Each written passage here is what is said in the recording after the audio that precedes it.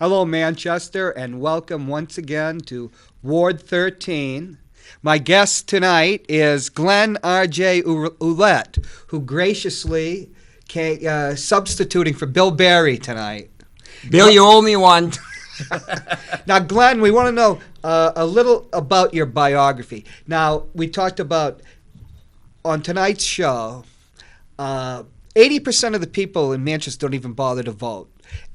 Let's say I'm somebody that just came to Manchester, or somebody that's the lethargy has kept me from being politically involved. Let's talk about. I'm going to ask you questions. Tell me your opinion about the Manchester political scene. But first, you're running for mayor. Yeah, but I have a comment on your 80%. What?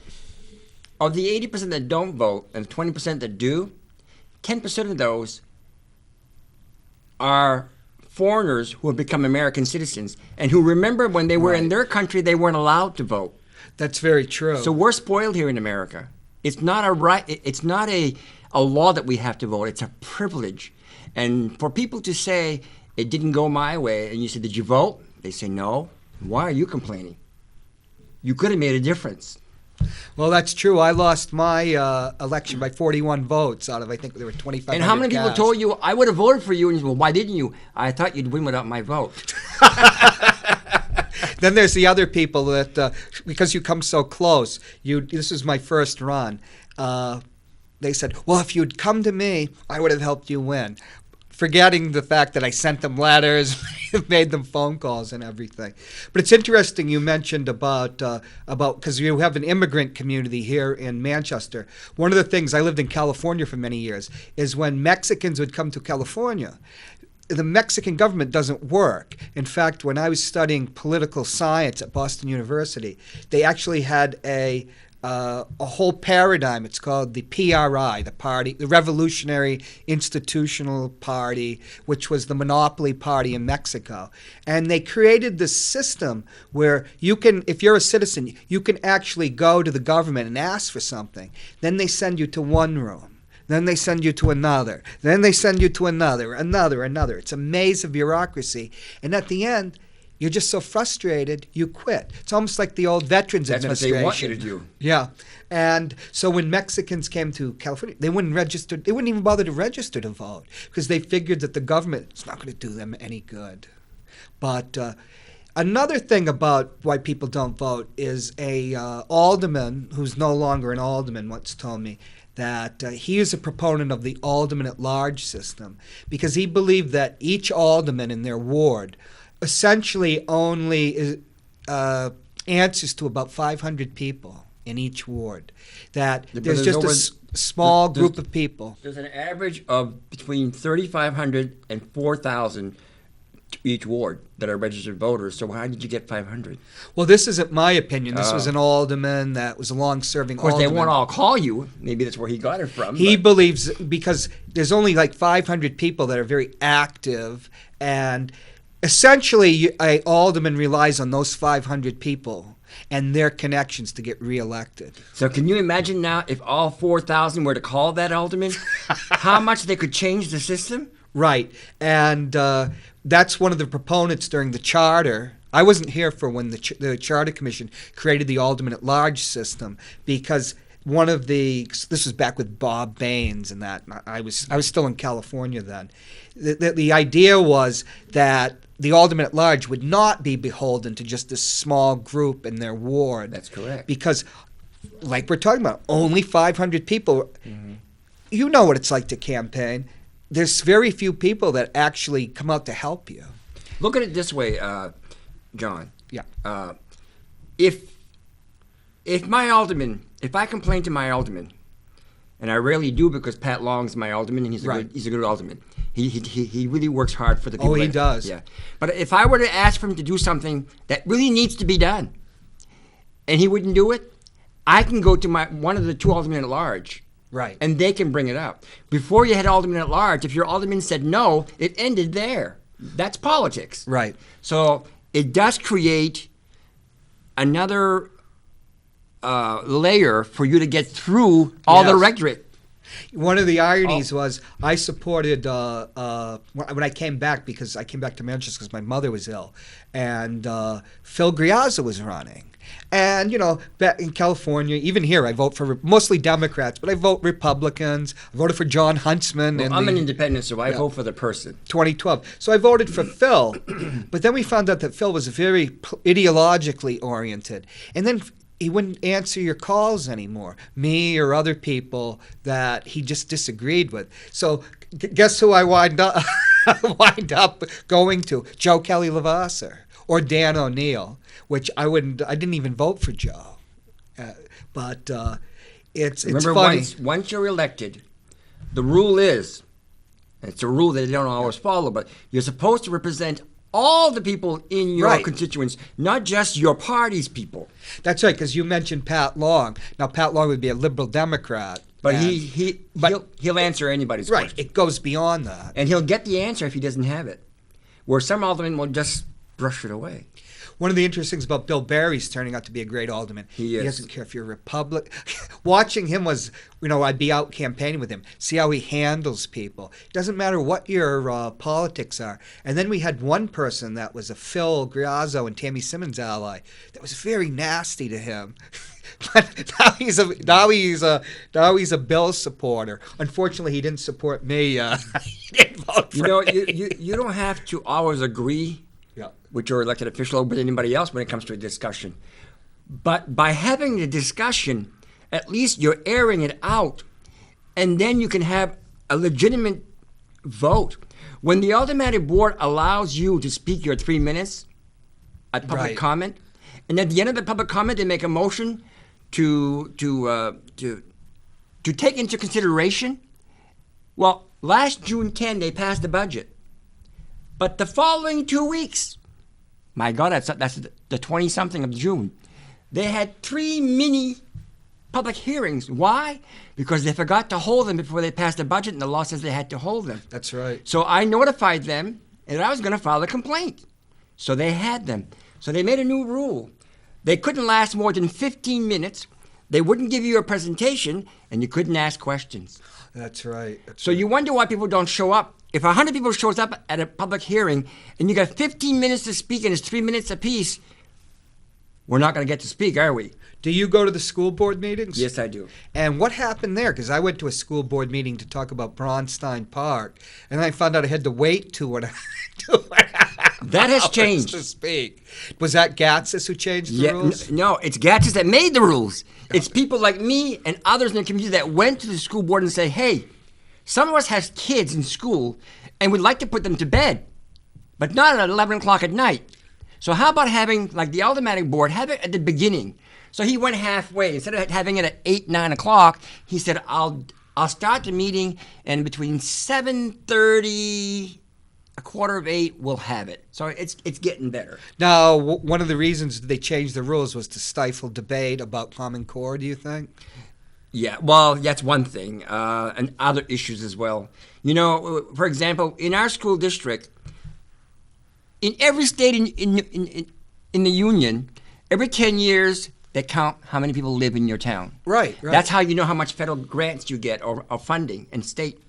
Well, what we do in New Hampshire is the same thing. So every school district, every 10 years, redistricts as needed, like everybody else does. We've done it for 14 years, and we still haven't got it right. Well, the thing is, I've talked about that to people, and they say that parents will object. I don't want my student being sent to another school. I understand that. Yeah. And you try not to do that when you can't, when you don't have to. But, you can't please everyone. You have to do what's right for the community. Now we have overcrowded schools. Why? Because we haven't redistricted like we're supposed to. So some schools have fewer students and some are overcrowded. Now, well, look at our junior high schools. We have 4 of them. They're filled, not to capacity, they're filled between 54 and 68%. But we have about 20-some-odd elementary schools that are all overcrowded. So now they're going to bond this year to build a brand new elementary school, maybe $8 million. And I say, what for? Why? If you empty one of those junior high schools and you put them in the other 3 schools, they still will only be full between 65 and 78%. So rather So than... you take the fifth graders of all of Manchester and you put them in that mega school that takes care of 2,000 when you don't have 2,000 fifth graders. And all of a sudden, you've eliminated all the overcrowdedness and all the portables are gone. And I haven't spent any millions. It's called using your resources to the betterment of our community. It's not about ka-ching, ka-ching. It's about service. That's why I say it's not about me. It's about the people. So why does, I've only been, I write mostly about national politics or state politics. I only became involved in city politics because remember the dog park issue, which... That's where you started. Yeah, we'll show you one thing that. Going and talking to the board, you actually can get something done because we didn't get what we wanted, but certain things were revealed, and Phil Griazzo's career is... I won't comment on that, but I will tell you that no matter what the issue is, right. You normally have to go more than once. For example... we did. If a pothole needs to be filled, then it's because it's so disastrous. It's so deep, it's horrible. And they don't do it after going 4 times in a row. That's 2 months of automatic meetings. They finally get it done. You have to ask yourself, why didn't they do it the first time? Well, that's a question I have in many people. Like when I was going around for state rep, people really want to talk about the city. The one thing they want to talk about is taxes, whether they were Democrats or Republicans or independents, taxes. But the other thing is that there's a certain like inertia with the board of mayor of aldermen. Why can't they get certain things done? Like, let's say, why hasn't there been the recycling? Why is it like the recycling is like stuck halfway, like an old carburetor that just froze up? And it's like we're just looking at the carburetor and not doing it. You shouldn't have mentioned that. Let me give you an example. When they started recycling, they spent almost $250,000 to buy barrels, about 19,000 barrels. Who got them? The business people got them, and the people of the North End. We got them on the west side. And some people, there were some, but they're very little. So this year they bought another 600 barrels, which is not very many. Right. And they said that everybody has to pay $50. And I said, wait a minute, how about the first comer? Should they get their barrel free like everybody else did? And they said no. Mayor said we have one Manchester, but I never see it. So the very poor who want to recycle, in the family houses, they had to pay $50. Well, the businesses got it for free, and the people of the North End got it for free. And I got it free on the west side. Well, I got one free too, but you know what? It took me 8 weeks to get it. I don't know why. I kept asking and asking. I don't know why. It just showed up. My sister got one over in Ward 8. So what they're doing now is last year, the mayor and board and aldermen tried to, without making no policies now. Can you imagine trying to force us to say yes to a program that they don't even know how it's going to run yet? So they were going to make $3.4 million in tag and bag. Right. And I said, how much of that money goes to replace the trucks, the trash trucks? They're getting old. You always say we're going to have... And they say, oh, no, we're going to bond this. Why would you bond it when you get $3.4 million every year? $3.4 million every year. No, that money goes somewhere else. So you're going to tell me you're going to tax me for trash, and not 1 cent is going to go to trash. If I did that, I'd go to jail for misuse of funding. That's what I want to change at City Hall. Well, I used to write about accounting, and we know there were financial accounting principles businesses have to use. Then there's the government accounting practices. And then there are the federal government, which is, you would be put in jail. Well, do you know what happened Tuesday night? The mayor said he's sick and tired of taking exit 4. I didn't know he took that exit, but I guess he does. And seeing all the graffiti on the boards that are there. There's a sound fence. Right. Now, he's gone to the state, and the state says, we are now doing a project. They're widening the road, and they're replacing the bridges.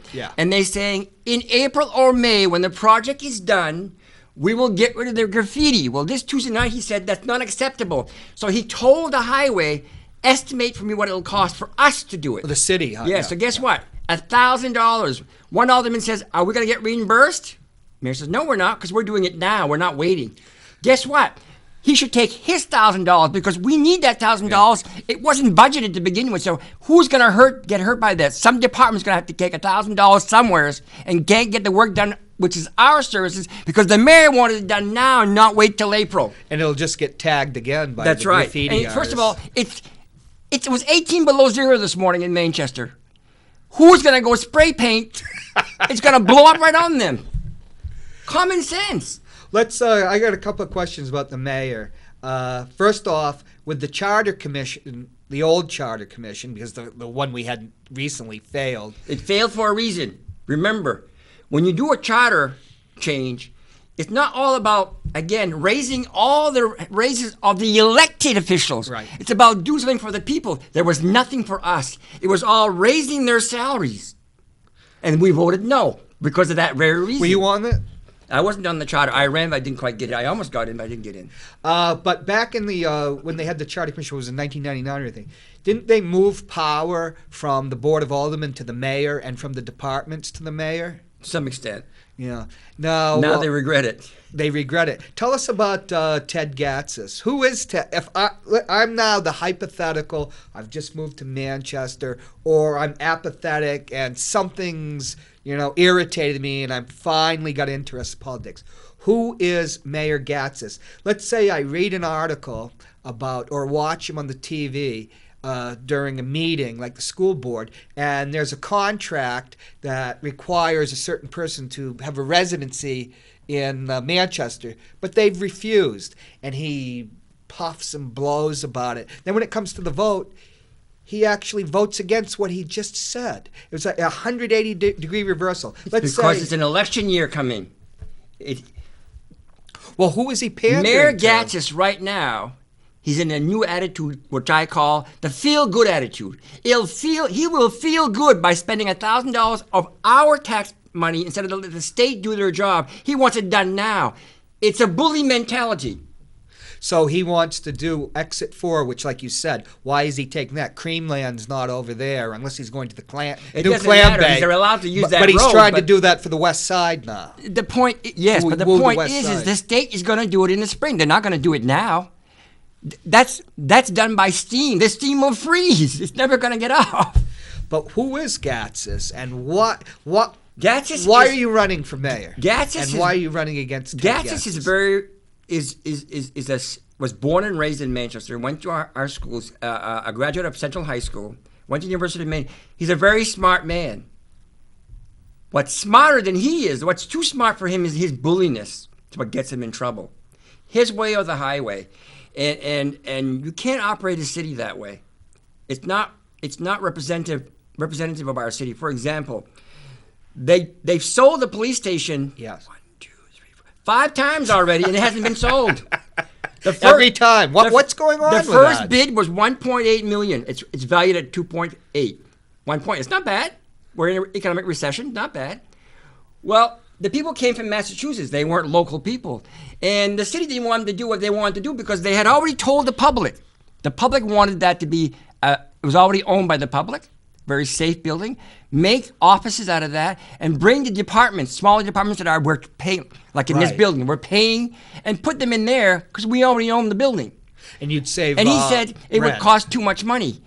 People come in from Massachusetts and they're saying, we're going to do it for half the cost that you were going to do it. Well, they can't accept that. So they made it so hard that they said, we don't want your bid. We're not taking it anymore. So they got out. A second one comes in. They bid $1.2 million. Bill Benny wants to build a TV station at the police station. Oh, he did? I didn't know that. But the board of mayor and alderman says, absolutely not. We don't need another police. We don't need another TV station in this city. Why? There's your bully mentality. He would pay taxes. He went to Concord, spent $1 million on an old school, and invested $4 million in repairing it. Today, that building is being taxed in Concord an evaluation of $5 million. Right, and he's just rolled out new programs. He would have done that here. programming. He would have created jobs. It would have been a nice building. But we said no. Now, the third bidder was a very good financial friend in Auburn of the mayor. And he bid $800,000. Right. But it was too much money, so he convinced his friend the mayor to tell the board of mayor and aldermen that we got to take almost $250,000 out of there. Well, when I make a bid for $800,000, I can't back out and say we're going to cut it another $250,000. You've already made a deal, so he backed out. So this time around, The mayor says it's got to be sold. It's an election year. The feel-good attitude. So he went back to his friend in Auburn, and he's going to sell it for less than $500,000. But by the time we take $250,000 out of it, oh my God! This time he says you got to give us $30,000 down, and if you don't buy it, you lose it. Well, $30,000 versus $250,000 ain't gonna cut it. So we're gonna sell that police station for between $500,000 or less, when we could have gotten $1.2 million. We knew, and it would have been open by now.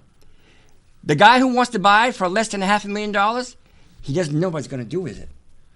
Could it become a non-profit, which would mean that there's no taxes? It could be torn down and just used as a park, as a parking area. We don't know. They had a good deal with Mr. Benny. Why didn't they take it? In this city, I've gone to Concord, I've gone to Salem, Portsmouth, and Keene, and looked at how they attract businesses. They use the same rules that we use under state law. You have to follow state statute. Except what we do is we up the the ante. For example, if you own a restaurant, yeah, and you have to have a dishwasher, you got to pay $25 to $50 for a permit for your dishwasher. But if you own a bar and you want to sell a little stuff from food, you don't need a permit. That's why people don't come to the city to build, because we ask too much. So why are you running for mayor? I am running to change policies. It's supposed to be the people's government, and it's not anymore. They get into office and they say, "Oh, now that you let us do our job," but they're not. For example, the people that are still in office on the board of mayor and aldermen and the school board today that have been there since 2000, are the problem, because the problems that existed then are worse off today. All we do is throw money, and we don't solve the problem. I'll tell you, the school board makes. Now I'm going to date myself for this reference, but watching the school board in action makes the board of mayor of aldermen, even with Joe, is at his best, look like Rebecca of Sunnybrook. You need to have a mayor in this city that will do what's best for the majority of its people as a community. You can't please everyone. Is the problem with the way the mayor's office is constructed now, that there's too much power? Would we be better off with a city manager like Portsmouth? Actually, you know what? I had envisioned that at one time. I'll tell you why. A city manager has to follow state statute. Right. Mayor doesn't. You don't see the problems in Portsmouth. Of course, it's a different Portland's area. the same way. Yeah. Portland, Maine? Yeah. Oh, I didn't know that. That's they have a mayor. 55,000 people. It's 68,000 people. They have a mayor, but they also have a city manager. There just seems to be, and I hate I know the aldermen are hardworking, most of them do their constituents, but there just seems to be a certain level of inertia. It's because nothing happens. Our form of politics in this city is exactly that. It's politics. Right. Who do you know? Who can you, and not... Yes, the 500, like we were talking, we got 2 minutes, Glenn. All so right. it's the 500 people. That's... So I'm running to change that. Okay, you got the last 2 minutes. Tell the people... Let's play the 29-second ad. Can you play the ad, John? Okay.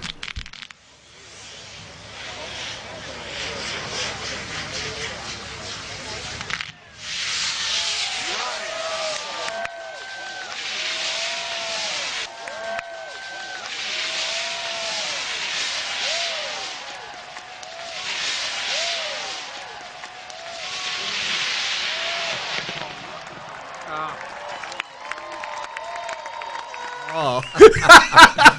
What I want to do is change policy and move forward, move up.